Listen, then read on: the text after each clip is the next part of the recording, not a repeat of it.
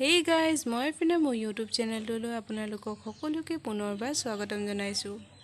আজি মই আপোনালোকৰ আগত পালক পনীৰ ৰেচিপি এটা শ্বেয়াৰ কৰিম।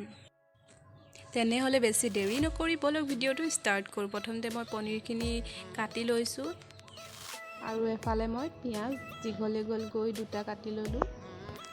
এতিয়া মই এখন কেৰাহী পাতি লৈছোঁ। অলপ ৰিফাইন তেল দি লৈছোঁ। তাৰপিছত পনীৰকেইডোখৰ লাহে লাহে দি অলপ ফ্ৰাই কৰি ল'ম। মই আজি অলপ বেলেগ ধৰণে বনাম, এনেকৈ খাই জনাবচোন কেনে লাগে। পনীৰকেইডোখৰ মোৰ ফ্ৰাই কৰা হৈ গ'ল আৰু মই পিঁয়াজ যিখিনি কাটি লৈছিলোঁ সেইখিনি মই মিক্সিত মাৰি ল'লোঁ আৰু পালেংখিনিও মিক্সিত মাৰি ল'লোঁ।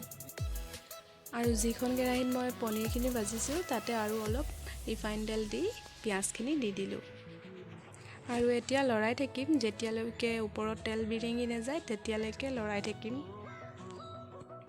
তাৰপিছত অলপ হালধি গুড়ি, ৰং জলকীয়া গুড়ি, জিৰা ধনিয়া,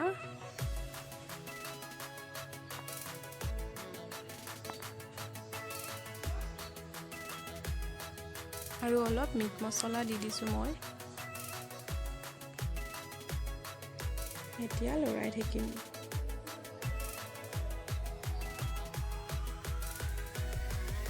নিমখ সোৱাদ অনুযায়ী দিব।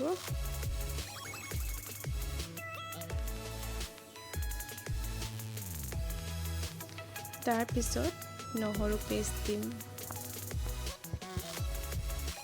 আৰু এতিয়া ভালদৰে লৰাম। এয়া হৈ গ'ল। এতিয়া পালেংখিনি ঢালি দিলোঁ।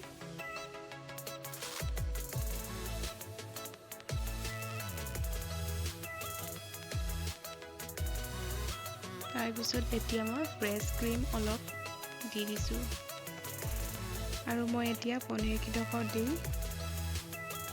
অলপ পানী দি দিলোঁ। তাৰপিছত মই 10 মিনিটমান থ'ম।